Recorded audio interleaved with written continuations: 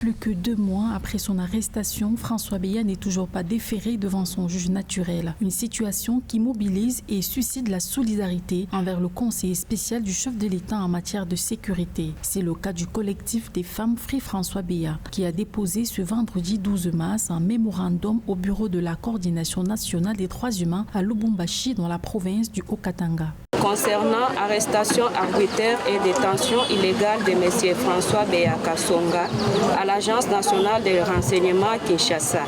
Nous, les femmes du collectif Free François Beya du Haut-Katanga, demandons à ce que l'ANER transfère ces dossiers devant les instances compétentes pour une instruction, éventuellement un procès juste et équitable devant son juge naturel. Au cas contraire, nous exigeons purement et simplement la liberté immédiate et sans condition.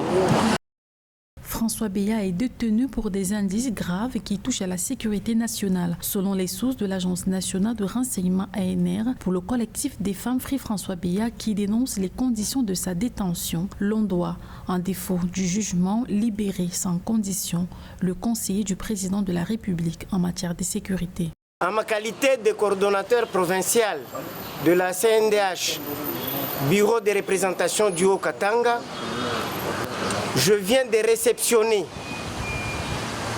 votre mémo et le mémo sera transmis à qui des droits pour dispositions utiles.